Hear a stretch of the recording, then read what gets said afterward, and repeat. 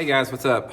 Welcome back here to today's edition of the Fishing Teacher, and really appreciate you guys coming by the channel and spending some time with me on the video, because we're going to be talking about fishing channel banks. All you guys that watch my videos, you hear me talking about this a lot because a channel bank is one of the top bass fishing structures all year long, especially during the cold weather months we're in right now. So I'm going to give you guys some tips and advice and sort of go over some of my favorite lures to fish them in today's video. Also, guys, real quick, I just wanted to remind you about our Fish the Moment spring lake map breakdowns we got up on the website now. If you guys are trying to get some good places for your favorite lakes coming up this spring, this is a great resource to do it. These are maps I build for all the major lakes and smaller lakes across the country for Fish the Moment. So I'll put the link in the description to my lake map breakdown link. And also, if you hadn't had a chance, please hit that subscribe button here to the Fishing Teacher. That'd be much appreciated there. Okay, now let's talk a little bit about channel bank. What it is, if you're not familiar with it, a channel bank is any bank on the lake, specifically like in a creek arm though. I mean, it can be on the main lake or the creek arm, where the old river channel or the old creek channel before the lake was flooded comes up close against the bank. In other words, most channel banks have varying degrees of slope, but they all slope off into deeper water.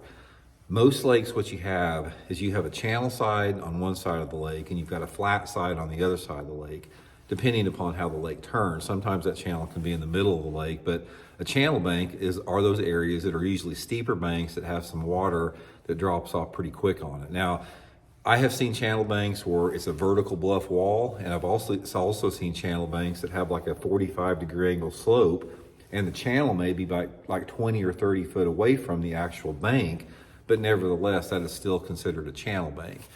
And the common thread amongst the channel bank is most of them are rock. They can be bluff walls, they can be rocks that big around, they can be fist-sized rocks, but you can still have a channel bank that's a gravel bank or even a clay bank, depending upon the predominant geographical rock structure in the area of the country that you're in. But that's what that's the basic composition of them. Now, when I think about a channel bank, for the most part, I'm thinking about something in the creek arms or a cove.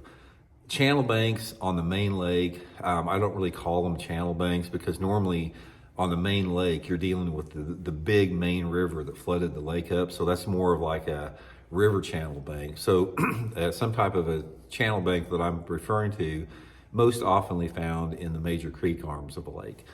And it's pretty easy to check out. I mean, all you have to do is just get on your GPS mapping or look at a map, or even you can visually look at it, and you can easily find those places on the lake where the channel cuts in. Now, here's one thing that you have with a channel bank. Sometimes the channel will come in and just touch the bank and then curve out again. I'm not talking about these channels that run straight for a long way, although some of them do. But anytime that you have the old creek channel that comes in close to the bank, the channel bank that I'm actually talking about, it can be anywhere from 30 feet long to half a mile long, just depends how the lake is set up. So that's the predominant thing with that. And there's a lot of different key features on a channel bank. Now, what I want to talk about in today's video is how to catch bass on a channel bank in cold water. Like from now, the time of this video is January. We'll talk about from like January up until like late March or early April. So the first thing that I do is I go back in those creek arms and I try to identify where the channel banks are. And then that gives me an idea. And then based upon how they're set up and based upon the water visibilities and based upon the conditions and water temperature, that dictates my techniques. But for the most part, in cold water channel bank fishing, you're talking about water temperatures in the 40s and 50s for the most part. And before I get into the lures here, I want to talk about some of the key features. The key features on a channel bank, the fish can literally be anywhere on them. But some of the high percentage areas would be some of like a rock transition area. Like if you went from a bluff, and it gradually tapered into a rocky bank, any type of rock transition along that channel bank are going to be high percentage areas. Also, any type of irregular feature, like a little outcropping of rock or a little cut or indentation in the bank is going to be high percentage. And then again, if you have any lay down trees or, any type of cover along that bank, it's going to be a premium as well. Now, there's three primary lures that I fish channel banks with when the water's cold. The first one is a jig. This is my Blaukat throwback jig, guys. I'll link it in the description of the video. And based upon the water clarity, I usually like a 1/2 ounce jig, anywhere between brown to black and blue, depending upon the water clarity. Most of the time in the channel banks in the cold water, I'm fishing a brown or brown and orange color. That just works really good that time of year, because most of the time the channel banks I'm fishing are anywhere between, say, 2 foot visibility up to 5 or 6 foot visibility. But just casting this jig right along those channel banks, just pitch it up to the bank and work it down maybe into 5, 10, 15 foot of water, depending on how clear it is.